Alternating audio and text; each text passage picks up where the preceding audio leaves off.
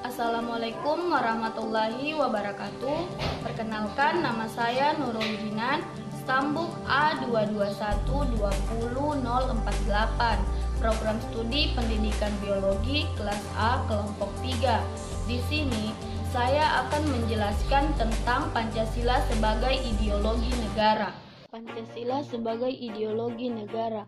Ideologi di negara-negara yang baru merdeka dan sedang berkembang, menurut Profesor W. Howard Harkness, berfungsi sebagai sesuatu yang confirm and defend the identity of their people. Sesuatu yang memperkuat dan memperdalam identitas rakyatnya.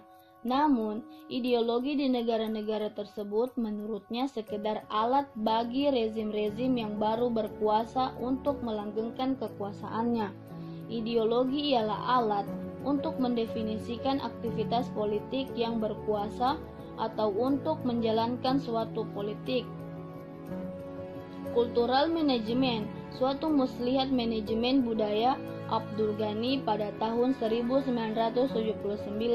Oleh sebab itu, kita akan menemukan beberapa penyimpangan para pelaksana ideologi di dalam kehidupan di setiap negara. Implikasinya, ideologi memiliki fungsi penting untuk penegas identitas bangsa atau untuk menciptakan rasa kebersamaan sebagai satu bangsa. Namun, di sisi lain, ideologi rentan disalahgunakan oleh elit penguasa untuk melanggengkan kekuasaan. Kekuatan ideologi tergantung pada kualitas 3 dimensi yang terkandung di dalam dirinya.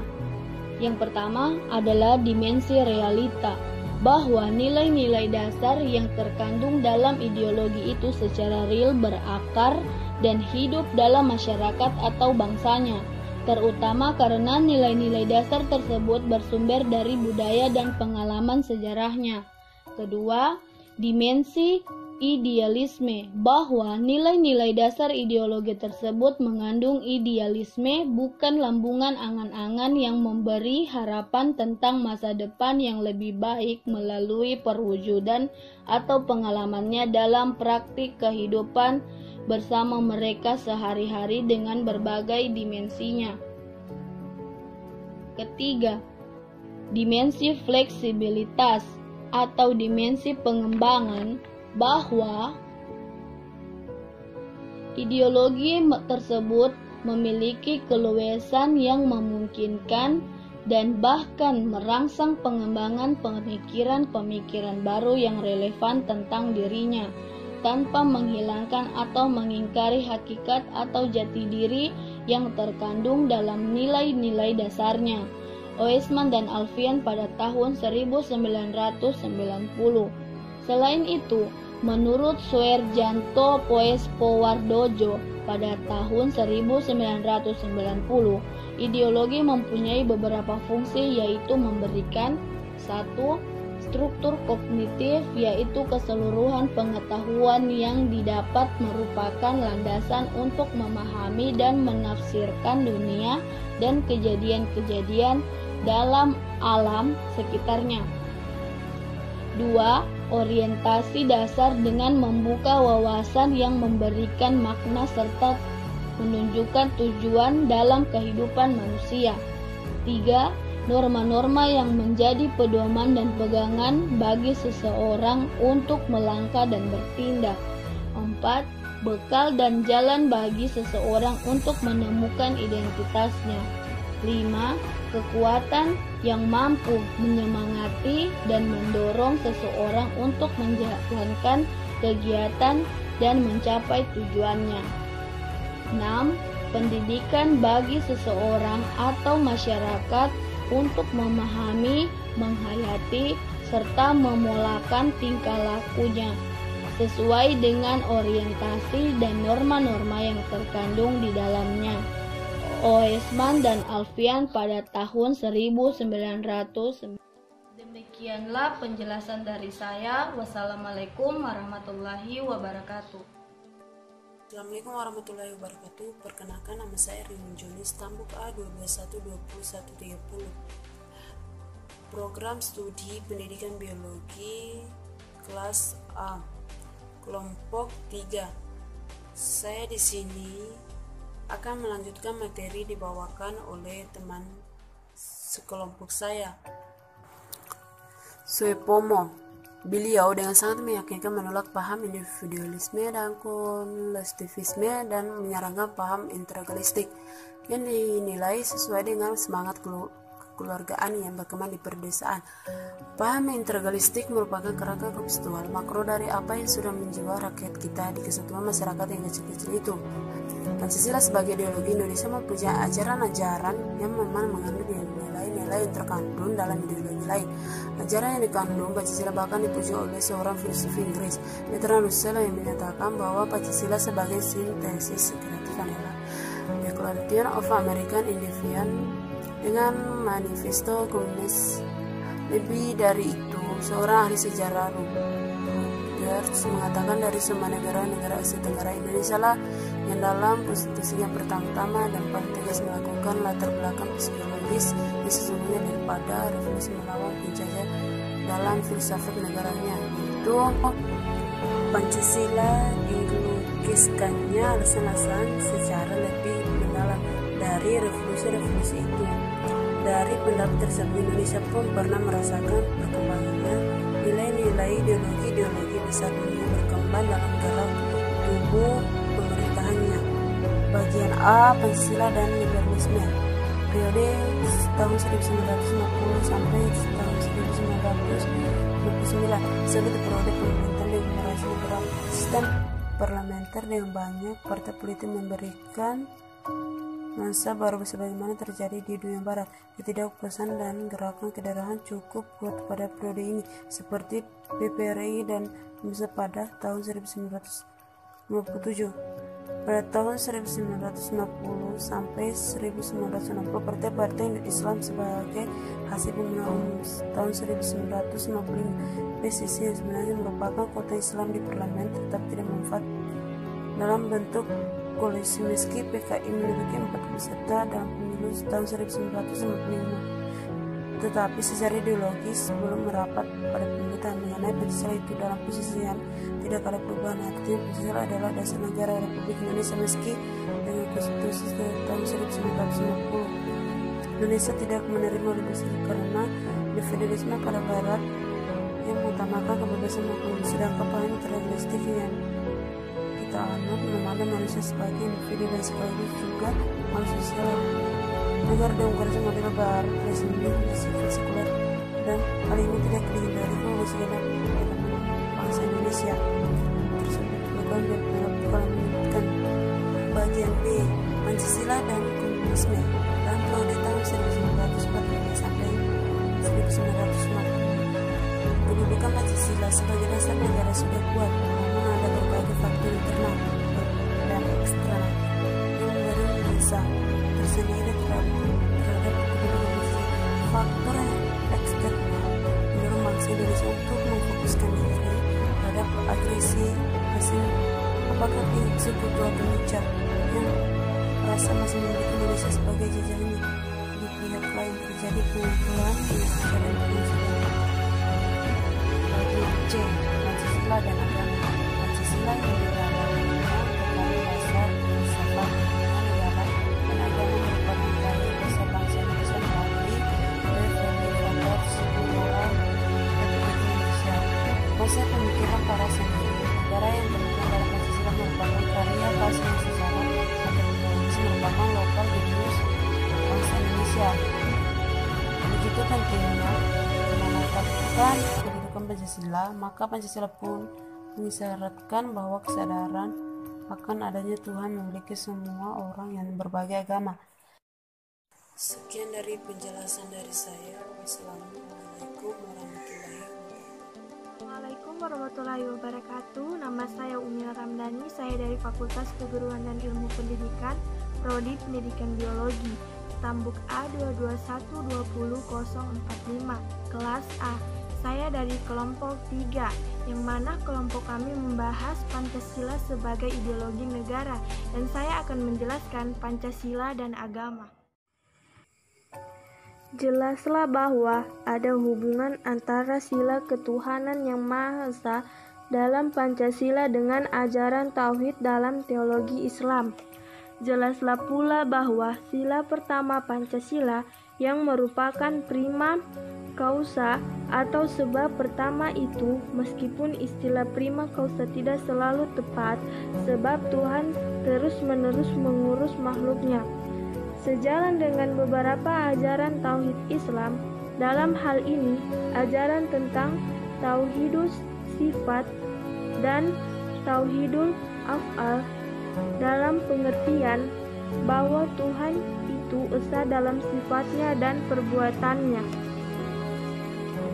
Prinsip ketuhanan yang Maha Esa mengandung makna bahwa manusia Indonesia harus mengabdi kepada satu Tuhan, yaitu Tuhan yang Maha Esa, dan mengalahkan ilah-ilah atau Tuhan-Tuhan yang bisa mempersekutunya. Dalam bahasa formal yang telah disepakati bersama sebagai perjanjian bangsa, sama maknanya dengan kalimat tiada Tuhan selain Tuhan yang Maha Esa, di mana pengertian arti kata Tuhan adalah sesuatu yang kita taati perintahnya dan kehendaknya. Prinsip dasar pengabdian adalah tidak boleh punya dua Tuhan, hanya satu Tuhannya, yaitu Tuhan yang Maha Esa. Jadi itulah yang menjadi misi utama tugas para pengemban risalah untuk mengajak manusia mengabdi kepada satu Tuhan, yaitu Tuhan yang Maha Esa. Assalamualaikum warahmatullahi wabarakatuh. Perkenalkan, nama saya Syakira Hajrawati dari Prodi Pendidikan Biologi Stambuk A221-20044.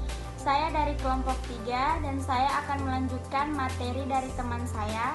Materinya sebagai berikut. Pada saat kemerdekaan, sekularisme dan pemisahan agama dari negara didefinisikan melalui Pancasila. Ini penting untuk dicatat karena Pancasila tidak memasukkan kata sekularisme yang secara jelas menyerukan untuk memisahkan agama dan politik atau menegaskan bahwa negara harus tidak memiliki agama.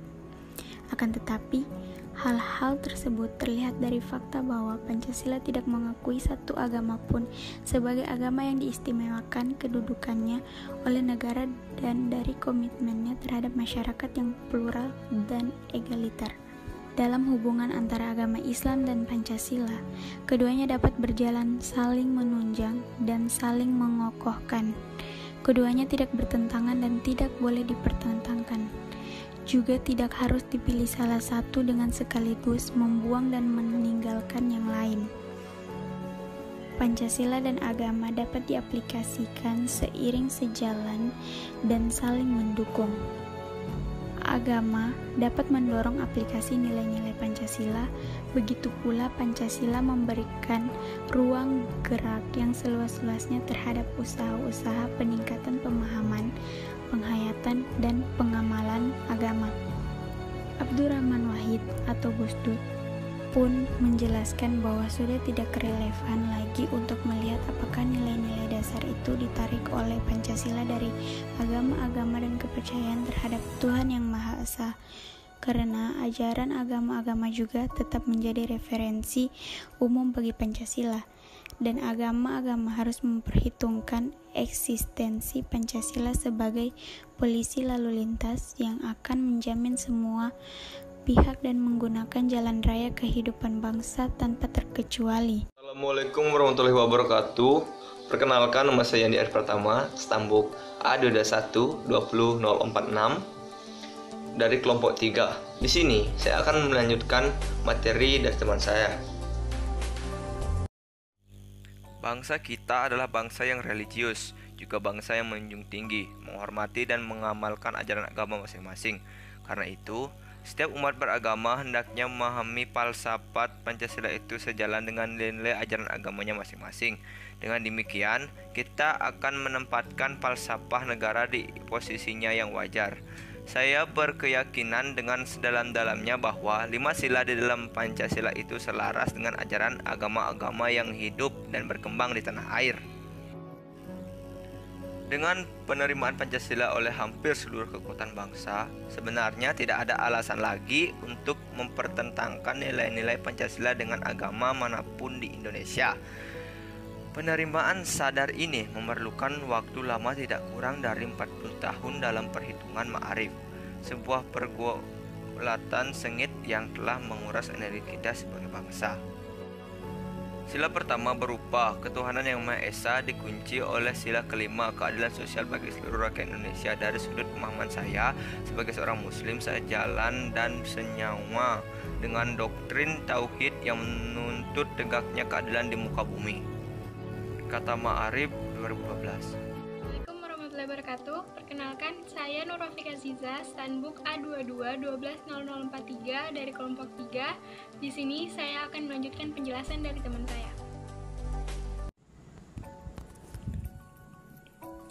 Jadi, menurut Kaelan, pemetaan persoalan yang menyangkut hubungan agama dengan Pancasila dikelompokkan dalam 3 tahap, yaitu yang pertama terjadi ketika kaum nasionalis mengajukan Pancasila sebagai dasar filsafat negara menjelang kemerdekaan Indonesia. Para tokoh pendiri negara dari kelompok nasionalis Islam dan nasionalis sendiri terlibat perdebatan tentang dasar filsafat dan ideologi negara Indonesia yang akan didirikan kemudian. Kedua, respon umat Islam terhadap Pancasila tatkala pada tahun 1978 pemerintah Orde Baru mengajukan P4 untuk disahkan. Dalam hubungan ini, pada awalnya banyak tokoh-tokoh Islam merasa keberatan, namun kemudian menerimanya. Ketiga, ketika tahun 1985 pemerintah mengajukan Pancasila sebagai asal tunggal bagi semua organisasi politik dan kemasyarakatan di Indonesia. Kebijakan ini banyak mendapatkan tantangan dari umat Islam, bahkan terdapat beberapa ormas yang dibekukan karena asas tersebut. Namun untuk menengahi permasalahan tersebut, Abdurrahman Wahid secara gamblang menyatakan bahwa agama tetap menjadi referensi umum bagi Pancasila dan agama-agama harus memperhitungkan eksistensi Pancasila sebagai polisi lalu lintas yang menjamin semua pihak dapat menggunakan jalan raya kehidupan bangsa tanpa terkecuali. Sejalan dengan pendapat tersebut, tokoh Masyumi, Muhammad Rom, berpendapat bahwa kita sepakat tentang dasar negara mengenai ketuhanan yang Maha Esa. Berarti bahwa masing-masing percaya kepada Tuhan menurut agamanya sendiri-sendiri, dengan kesadaran bahwa bersama kita dapat mendirikan negara yang kuat, sentosa, karena esensi dari agama ialah hidup berbakti, menjunjung keadilan, cinta dan kasih sayang terhadap semua makhluk. Assalamualaikum warahmatullahi wabarakatuh. Perkenalkan, nama saya Devisa Fitri dari Prodi Pendidikan Biologi dengan Standbook A221-20047. Saya dari kelompok 3 dan saya di sini akan melanjutkan materi yang telah dibawakan oleh teman sekelompok saya. Materinya sebagai berikut. Bila mana dirinci, maka hubungan negara dengan agama menurut NKRI yang berdasarkan Pancasila adalah sebagai berikut. A. Negara adalah berdasar atas ketuhanan yang Maha Esa. B. Bangsa Indonesia adalah sebagai bangsa yang berketuhanan yang Maha Esa.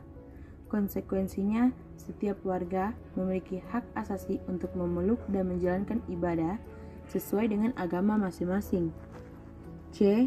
Tidak ada tempat bagi ateisme dan sekularisme, karena hakikatnya manusia berkedudukan kodrat sebagai makhluk Tuhan. D. Tidak ada tempat bagi pertentangan agama, golongan agama, antar dan inter pemeluk agama, serta antar pemeluk agama. E. Tidak ada tempat bagi pemaksaan agama, karena ketakwaan itu bukan hasil paksaan bagi siapapun juga. F. Memberikan toleransi terhadap orang lain dalam menjalankan agama dalam negara. G. Segala aspek dalam melaksanakan dan menyelenggarakan negara harus sesuai dengan nilai-nilai ketuhanan yang Maha Esa, terutama norma-norma hukum positif maupun norma moral, baik moral agama maupun moral para penyelenggara negara.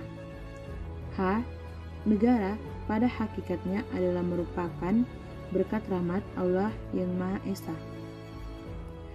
Berdasarkan kesimpulan Kongres Pancasila, dijelaskan bahwa bangsa Indonesia adalah bangsa yang religius. Religiusitas bangsa Indonesia ini secara filosofis merupakan nilai fundamental yang meneguhkan eksistensi negara Indonesia sebagai negara yang berketuhanan yang Maha Esa. Ketuhanan yang Maha Esa merupakan dasar kerohanian bangsa dan menjadi penopang utama bagi persatuan dan kesatuan bangsa dalam rangka menjamin keutuhan NKRI.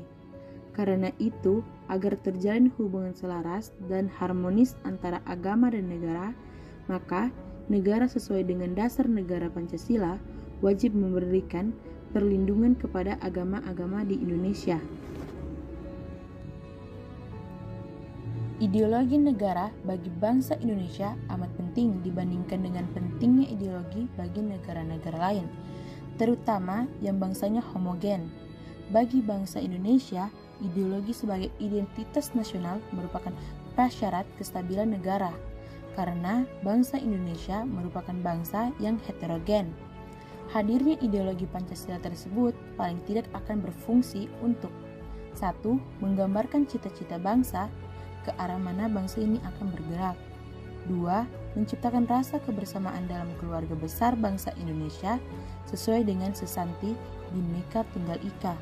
Dan yang ketiga, menggairahkan seluruh komponen bangsa dalam mewujudkan cita-cita bangsa dan negara Republik Indonesia. Itu saja materi dari kami. Apabila ada salah kata atau pengucapan, mohon dimaafkan. Assalamualaikum warahmatullahi wabarakatuh. Salam sejahtera buat kita semua. Om Santi Santi. Namo Buddhaya, salam kebajikan. I'ma keep myself on track, keep my head up, staying strong, always moving on, feel I don't belong, tell my thoughts to move along, push myself to be the best, die with no regret.